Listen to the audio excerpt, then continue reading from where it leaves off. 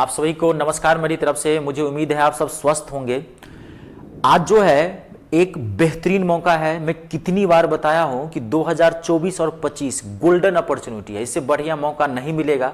क्यों? क्योंकि हम लोग केंद्र सरकार, इस बार केंद्र सरकार को हम लोग लोकसभा के चुनाव में सबक सिखाए हैं, बेरोजगारी दर बढ़ा रहे थे, तो सरकार एकदम बिल्कुल एक्शन मोड में है और हर सेक्टर में हर कमीशन जो है वैकेंसी कुछ ना कुछ निकाल ही रही है। तो आईबीपीएस का ये 14th एडिशन है, 14वां वैकेंसी है ये, ठीक है। 6000 से ज्यादा वैकेंसी आई है आईबीपीएस में, यानी कि बैंक में। कलर की वैकेंसी है, एक बेहतरीन मौका है आपको एक बैंकर बनने का। मैं इस वीडियो में आपको 5 से 7 मिनट के वीडियो में सारी बातें बता दूंगा। इस बार कुछ बदलाव भी किए गए हैं कि फॉर्म जो है कौन भर सकता है, आप सब फॉर्म भर सकते हैं। इसमें मैं बता देता हूं क्या बदलाव किया गया है। जोन वाइज सीट निकाली गई है। अब जोन, किस जोन में फॉर्म भरे, यह भी एक समस्या होती है कि भाई किस जोन से फॉर्म भरे। हम बिहार से हैं, अगर हम कर्नाटक से फॉर्म भर दें तो क्या प्रॉब्लम आएगी। मैं सारी डिटेल्स इस वीडियो में आपको दे दूंगा कि पेपर क्या होगा, पैटर्न क्या होगा, 5 से 7 मिनट के वीडियो में, ठीक है। चलिए तो स्टार्ट कर देते हैं। सबसे पहले मैं बता दूं कि 6000 से ज्यादा वैकेंसी आई है आईबीपीएस के अंतर्गत, ठीक है। अब ये जोन वाइज इस बार वैकेंसी है।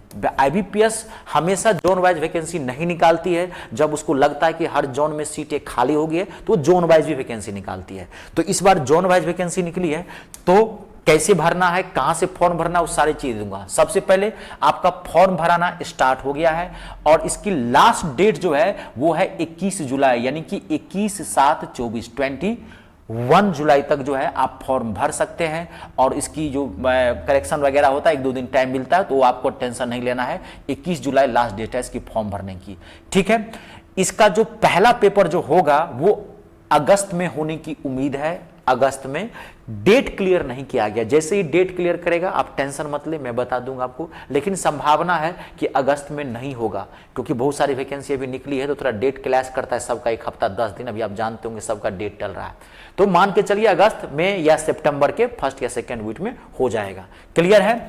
उसके बाद फिर इसके बाद मेंस होगा। इसमें 2 तरह के पेपर होंगे, एक होगा पीटी और एक होगा क्या कहते हैं मेंस। आपको मैथ, रीजनिंग और क्या कहते हैं कि इंग्लिश और थोड़ा सा इकोनॉमिकल जो टर्मिनोलॉजी होती है, जो बैंकिंग शब्द होते हैं, जैसे repo rate, reverse repo rate, CRR, जो बैंकिंग रिलेटेड जो इकोनॉमिक्स के टर्मिनोलॉजी होते हैं, इकोनॉमिक्स का थोड़ा आप बेसिक नॉलेज आपको रखना है, ठीक है। यही आपका सिलेबस है पीटी और मेंस के अंतर्गत, ठीक है जी।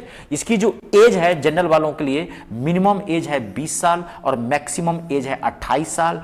एसटी एससी वालों के लिए 5 साल की छूट है और ओबीसी वालों के लिए 3 साल की छूट है, ठीक है। और मैंने बता दिया था कि ये 14th एडिशन का रिक्रूटमेंट है।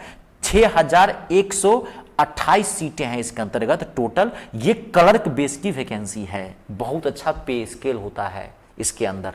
और बात यह है कि सबसे पहले सरकारी नौकरी मिले तो ये बात है। आज के डेट में वैकेंसी बहुत कम है, सीटें बहुत कम होती है, बच्चे भेड़ बकरी टाइप फॉर्म भरते हैं। तो मैं हमेशा कहता हूं कि अगर आप एलिजिबल हैं तो सब फॉर्म भरिए, छोटा बड़ा कुछ नहीं होता, पहले एक नौकरी ले लीजिए। आप टैलेंटेड होंगे तो क्लर्क से लोग वैकेंसी भरता होता है और बड़ा बड़ा अधिकारी बन जाता है, तो उसकी टेंशन नहीं लेनी है। आपकी इसकी योग्यता क्या है आप ध्यान सुन लीजिए।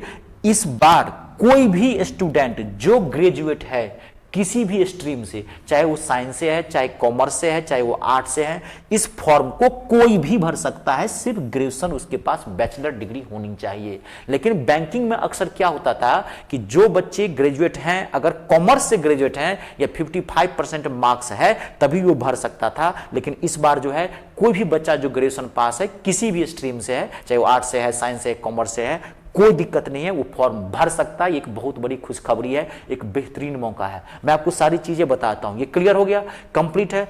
अब आती है बात कि जोन, क्योंकि इस बार जोन वाइज वैकेंसी है, तो जोन में हम कैसे फॉर्म भरें। हर जोन में लगभग वैकेंसी दिया हुआ है कुछ ना कुछ।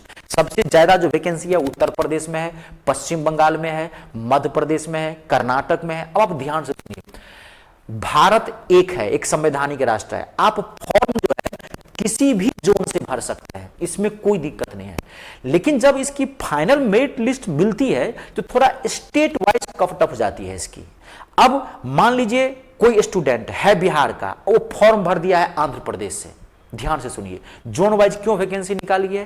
क्योंकि बैंकिंग ये चाहता है, बैंक जो रिक्रूटमेंट है बोर्ड ये चाहता है कि हमें जो है लोकल एम्प्लॉय मिले। ताकि लैंग्वेज में प्रॉब्लम नहीं हो, क्योंकि जानते हैं कि ये ऐसी चीजें हैं जहां आम आदमी मान लीजिए हमेशा जुड़े हुए रहते हैं, हमेशा आम आदमी आते रहते हैं। ये कोई एसएससी का जॉब तो नहीं है जो विदेश मंत्रालय में कोई नहीं आएगा।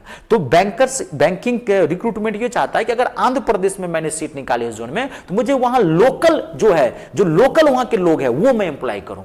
तो अगर आप जोन वाइज अगर वैकेंसी भरेंगे तो that would be better for you, ये आपके लिए फ्यूचर के लिए अच्छा होगा, फर्क कुछ नहीं पड़ेगा। लेकिन जब फाइनल मिनिस्ट्री बनती है तो फिर आपको डोमिसाइल, आप मान लीजिए है बिहार से और भर दिए कर्नाटक में, तो इंटरव्यू होगा इसमें, तो पूछेगा आपको इसमें चीज, ये बात क्यों आप भरे फॉर्म, क्योंकि कर्नाटक में ज्यादा सीट थी इसलिए भर दिए हम, ठीक है। हाँ, यूपी बिहार वाले हैं वो यूपी बिहार में भर सकते हैं, कोई दिक्कत नहीं है। आप भर देंगे जाकर के मध्य प्रदेश में, तो फिर मध्य प्रदेश वाला बच्चा कहां फॉर्म भरेगा।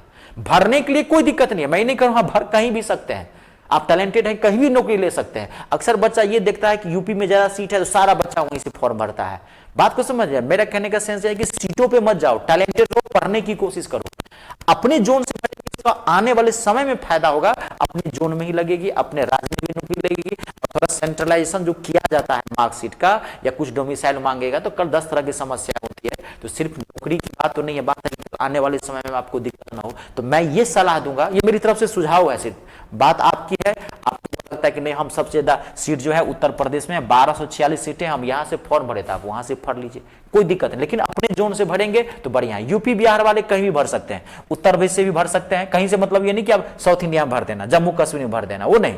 आप उत्तर प्रदेश से भर सकते हैं, आप बिहार से भर सकते हैं और पश्चिम बंगाल से भी भर सकते हैं, वेस्ट बंगाल से, ठीक है। 331 सीटें हैं उसके अंतर्गत। अब मान लीजिए कोई हरियाणा वाले हैं तो हरियाणा से भरिए, कोई दिल्ली वाले एनसीआर से हैं तो आप दिल्ली से भरिए, आप में अपनी बहुत सीट है, बात को समझिए। अब कोई साउथ इंडिया से है तो उसको कर्नाटक से भरने दीजिए, बात को समझिए। अब नॉर्थ ईस्टर्न वाले हैं तो अरुणाचल प्रदेश से भरिए, मणिपुर में नहीं है तो मणिपुर से 6 सीटें हैं, कोई दिक्कत नहीं है, आप भर दीजिए अरुणाचल प्रदेश से, 7 सिस्टर में आता है, सिक्किम से भर दीजिए, बात को समझिए। तो अपने जोन से अपने स्टेट से फॉर्म भरेंगे, ये बहुत अच्छा होगा आने वाले समय के लिए। जब फाइनल मेरिट लिखती है तो कुछ एक जो है ना स्पेशल प्रोसीजर भी होता है इसके अंतर्गत, तो अपने जोन से फॉर्म भरना है। आई बात समझ में, क्लियर है। और मैथ, रीजनिंग और इंग्लिश इस पे फोकस करना, खूब मन लगा के पढ़ो, 8-8 घंटा 10 घंटा पढ़ो। जब कम समय होता है तो स्टडी आवर बढ़ाओ, समझ गए, अपने आप को कवर हो जाता है। मैंने पूरी जानकारी आपको दे दी है, क्लियर है। चलिए आज के इतना ही, नमस्कार, धन्यवाद, अपने और अपनों का ख्याल रखें। जय हिंद, जय भारत, जय हिंदुस्तान।